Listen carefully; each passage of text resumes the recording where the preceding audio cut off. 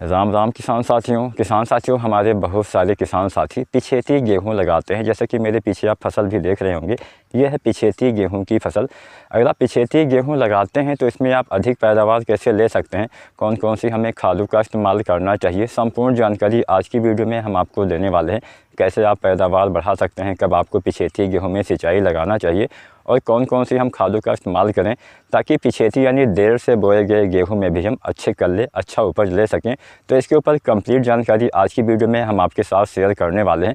तो आज की ये पूरी वीडियो किसान साथियों देखिएगा, बहुत ही अच्छी जानकारी आपको मिलने वाली है। नमस्कार किसान भाइयों, SRJ खेती चैनल पे आपका एक बार फिर से स्वागत है। चलिए वीडियो स्टार्ट करते हैं। किसान भाइयों, अगर आप देर से बुआई करते हैं तो सबसे पहले आपको ध्यान देना होता है किस्म के बारे में। हमारे बहुत से किसान साथी अगेती में बोई जाने वाली किस्में ही पिछेती में लगा देते हैं, जिससे उन्हें पैदावार काफ़ी कम मिलता है।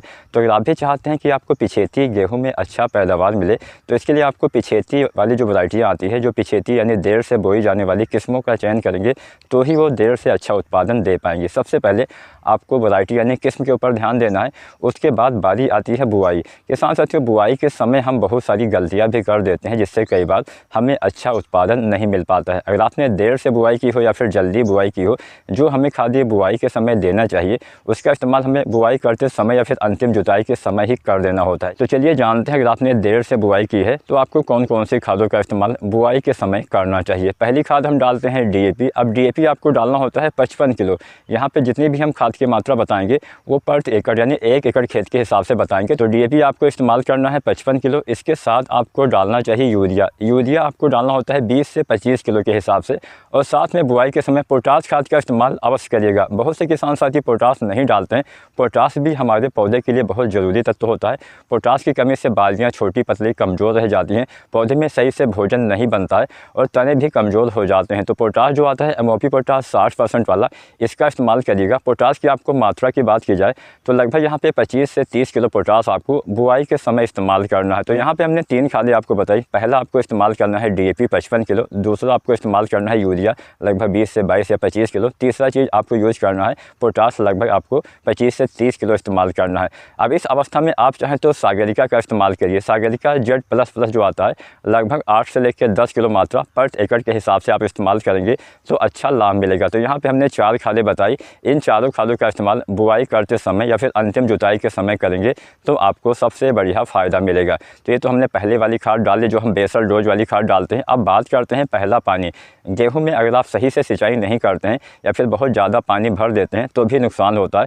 तो गेहूं की फसल में अगर आपने पिछेती बुआई की है तो पहला पानी 25 से 30 दिन पे लगाना होता है। अगर आपकी हल्की मिट्टी है तो वहाँ पे जो पानी है आप 20-25 दिन पे भी लगा सकते हैं। मतलब पानी लगाने का जो समय होता है आपकी मिट्टी के हिसाब से होता है। नमी है तो आप पानी 25 से 30 दिन पे लगाइए। नमी पहले चली जाती है तो 18-20 दिन, 22 दिन, 25 दिन तक आप पहला पानी लगा सकते हैं। लेकिन पहला पानी जब भी आप लगाइए हल्का हल्का लगाइए, इतना लगाइए कि पूरे खेत में पानी फैल जाए, लेकिन पानी भरे ना। बहुत ज़्यादा पानी जब भर जाता है तो हमारे पौधे पीले हो जाते हैं, जड़ों को काफ़ी नुकसान पहुंचता है। पहला जो हम सिंचाई करते हैं वो हम करते हैं जड़ अवस्था में, जिसको हम क्राउन स्टेज बोलते हैं। इस समय आपके पौधे में मुख्य जड़ों का विकास होना स्टार्ट होता है। तो अगर आप इस समय सही से सिंचाई नहीं करेंगे, ज़्यादा पानी भर देंगे तो जड़ों का विकास सही से नहीं होने से कल्ले का फुटाव भी कम होता है, पौधे पीले भी हो जाते हैं। और ये जो पीलापन पानी वाला होता है ये किसी भी खाद से सही नहीं होता है। तो पहले तो आपको सिंचाई सही समय पे करना चाहिए। इसके बाद में आपको कुछ NPK अगर आप डालना चाहते हैं, फसल अच्छी ग्रोथ नहीं हो रही है तो आप NPK 19-19-19 पहले पानी के बाद 25 से 30 दिन या 35 दिन तक इस्तेमाल करेंगे तो अच्छा लाभ मिलेगा। अब पहले पानी पे हम कुछ दानेदार खादों का भी प्रयोग करते हैं मिट्टी में। तो पहली चीज़ तो आपको इस्तेमाल करना है यूरिया। 40 से 45 किलो यूरिया पर एकड़ के हिसाब से आपको पहले सिंचाई के बाद इस्तेमाल करना होता है। हमेशा जब भी आप यूरिया डालिए तो सिंचाई के बाद ही प्रयोग करेंगे तो ही आपको ज़्यादा लाभ मिलेगा। तो यूरिया 40 से 45 किलो। साथ में आप मिलाइए सल्फ़र। सल्फ़र अगर आप यूरिया खाद के साथ मिलाते हैं तो नाइट्रोजन की क्षमता काफ़ी बढ़ जाती है, आपके पौधे को ज़्यादा मात्रा में नाइट्रोजन यूरिया मिल पाता है। तो सल्फ़र 90% वाला लगभग आपको 3 किलो या 4 किलो आपको पर एकड़ के हिसाब से यूरिया खाद के साथ मिला के इस्तेमाल करेंगे, बहुत ही अच्छा लाभ मिलेगा। पौधे को नाइट्रोजन की पूर्ति होगी, सल्फ़र की पूर्ति होगी, जिससे फसल में हरियाली आएगी, अच्छी चमक आएगी और पौधे में भोजन अच्छे से बनेगा, जिससे अच्छे कल्ले का फुटाव भी होगा। तो पहले पानी के बाद डालिए यूरिया 40 से 45 किलो। साथ में डालिए सल्फ़र 90% वाला 3 से 4 किलो। इसके इस्तेमाल से पौधे में हरियाली आएगी, अच्छे से पौधे भोजन बनाएंगे, अच्छे से फसल का विकास होगा और सल्फ़र डालने से नाइट्रोजन की क्षमता काफ़ी बढ़ जाएगी। वैसे जो आप यूरिया डालते हैं मुश्किल से 25 से 40% ही आपके पौधे ले पाते हैं।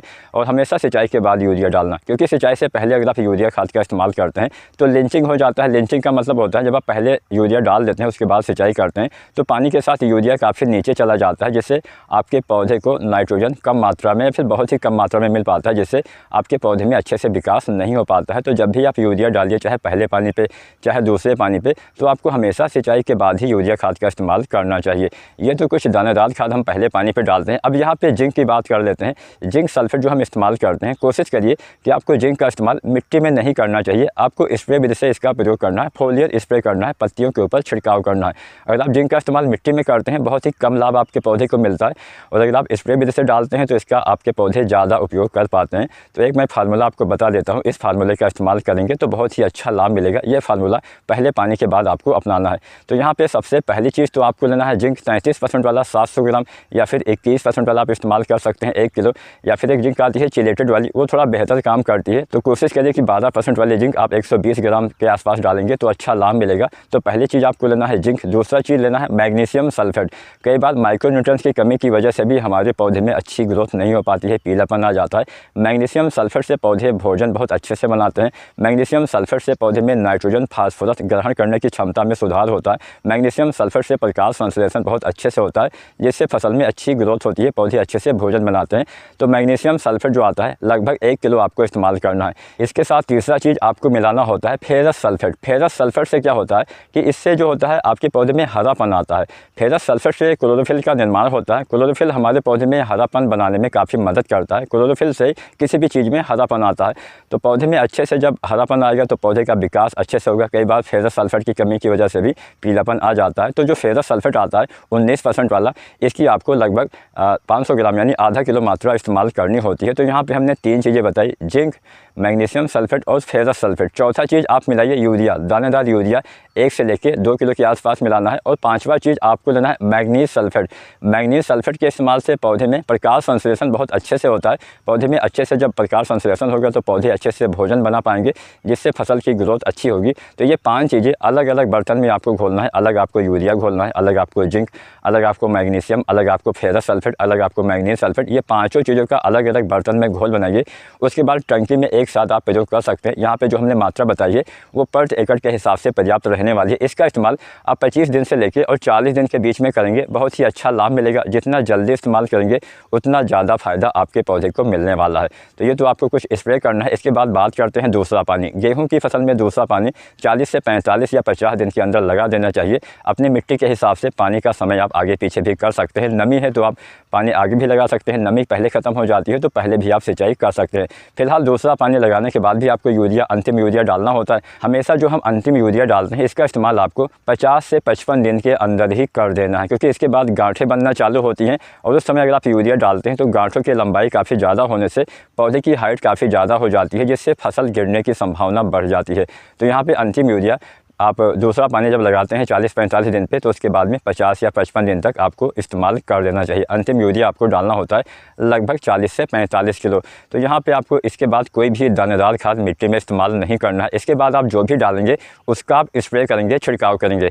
तो यहाँ पे चलिए जानते हैं इसके बाद क्या करना होता है। तीसरा पानी हमें 65 से 70 दिन पर लगाना होता है। इसके बाद हम अपनी फसल की आवश्यकता अनुसार सिंचाई करते रहते हैं। अब बात करते हैं गबूट अवस्था, जो गेहूँ के लिए बहुत ही महत्वपूर्ण अवस्था मानी जाती है। गबूट अवस्था को हम बहुत सारे नामों से जानते हैं, गर्भावस्था, गोब की अवस्था। तो जो भी आपके वहाँ बोला जाता हो, जब बालियाँ तने के अंदर बनना स्टार्ट होती है तो उसके शुरुआती समय में कुछ चीज़ें डालते हैं तो अच्छा लाभ मिलता है। पहली चीज़ तो हम इस्तेमाल करते हैं NPK 05234। इस NPK में 52% फास्फोरस, 34% पोटेशियम पाया जाता है। इसके इस्तेमाल से आपकी बालियों का निर्माण बहुत अच्छे से होता है। इस समय फास्फोरस आपकी बालियों तक भोजन पहुँचाने का काम करेगा। इसमें जो पोटेशियम पाया जाता है उससे फल फूल बीज के निर्माण में काफ़ी मदद मिलता है, तने में भी मजबूती आती है, जिससे पौधे गिरते नहीं हैं। तो NPK 0234 गबोट अवस्था में, शुरुआती अवस्था में आपको जब बालियाँ बनना स्टार्ट हो, कोई भी पौधा बीज से निकाल के देखेंगे, तोड़ के देखेंगे तो छोटी सी बाली आपको नज़र आए। इसमें क्या होता है कि तने में मोटाई आ जाती है, थोड़ा सा गोलाई आ जाती है, तो आपको पता चल जाता है कि हाँ गबोट अवस्था आ गई है। इस अवस्था में NPK 05234 1 से 1.5 किलो इस्तेमाल करेंगे तो बहुत ही अच्छा लाभ मिलेगा। अब जब आप NPK 05234 का इस्तेमाल करते हैं, इस समय आपको इस्तेमाल करना चाहिए बोरोन का। बोरोन के इस्तेमाल से परागण बहुत अच्छे से होता है। बोरोन परागण में काफ़ी मदद करता है, पॉलिनेशन में काफ़ी हेल्प करता है, पराग नली का निर्माण करता है।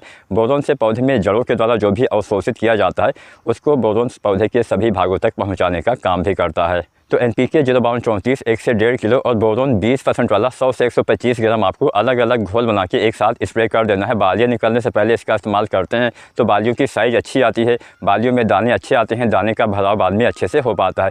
इसके बाद अब चाहे तो इस अवस्था में जब हम बोरोन और NPK 05234 का इस्तेमाल करते हैं तो आप जिंक का इस्तेमाल कर सकते हैं। किसान साथियों, अगर आप जिंक का स्प्रे करते हैं तो आपको 2 बार डालना होता है। मिट्टी में डालते हैं तो 1 बार। मिट्टी में अगर आप जिंक का इस्तेमाल करते हैं तो पहले पानी पे आपको 33% वाला जिंक लगभग 5 से 7 किलो या फिर 21% वाला 8 से 10 किलो इस्तेमाल करना होता है। अगर आप स्प्रे विधि से डालते हैं तो 2 बार आपको डालना पड़ेगा। तो पहली बार पहले पानी पे जो मैंने फार्मूला बताया उसका इस्तेमाल करिए। दोबारा से आप चाहें तो दूसरे पानी पे भी इस्तेमाल कर सकते हैं। अगर ना कर पाए हो तो आप बालियाँ निकलने से पहले भी डालते हैं तो जिंक इस समय डालने से पौधे में भोजन बहुत अच्छे से बनता है, प्रकाश संश्लेषण बहुत अच्छे से होता है। तो लेकिन यहाँ पे आपको जिंक सल्फेट का इस्तेमाल नहीं करना है। यहाँ पे जो 12% वाली जो EDTA चिलेटेड फॉर्म वाली जिंक आती है उसका इस्तेमाल करेंगे तो ही लाभ मिलेगा, क्योंकि NPK 05234 में फास्फोरस पाया जाता है और फास्फोरस वाले किसी भी खाद के साथ हम जिंक सल्फेट ना तो 33% वाला इस्तेमाल कर सकते हैं, ना ही 21% वाला इस्तेमाल कर सकते हैं। तो 12% वाली जिंक 120 ग्राम आपको लेना है, साथ में बोरोन, साथ में NPK 05234, इन तीनों का अलग अलग घोल बनाना है। उसके बाद एक साथ इस्तेमाल करेंगे, बहुत ही अच्छा लाभ मिलेगा। आपके पौधे में बालियों की साइज़ बहुत ही अच्छी आएगी और आपको बहुत अच्छा उत्पादन भी बाद में मिलेगा। इसके बाद जब बालियाँ निकल आती हैं बाहर तो दाना भरते समय NPK 0050 का इस्तेमाल करते हैं तो भी अच्छा लाभ मिलता है। NPK 0050 में 50% पोटेशियम, 17.5% सल्फर पाया जाता है। इसके इस्तेमाल से पौधे में जितना भी भोजन बना हुआ होता है वो सीधा सीधा बालियों के दाने तक पहुंचा देता है, जिससे दाने का भराव बाद में सही से होता है, दाने का वजन, दाने में चमक आती है। तो बस यहाँ पे हमने बुआई से कटाई तक आपको संपूर्ण जानकारी दे दी। तो अगर आपने भी देर से गेहूं की बुआई की है तो इस तरह से अगर आप खेती करते हैं तो आप भी गेहूं में अच्छा उत्पादन अवश्य ले पाएंगे। अगर आज का मेरा ये प्रयास, आज की मेरी वीडियो आपको पसंद आई हो तो वीडियो को लाइक शेयर करना। जो भी आपके मन में सवाल या सुझाव हो तो आप कमेंट करिए। और चैनल पर नए आए हैं, अभी तक आपने सब्सक्राइब नहीं किया है तो SRG खेती चैनल को सब्सक्राइब करिए। धन्यवाद।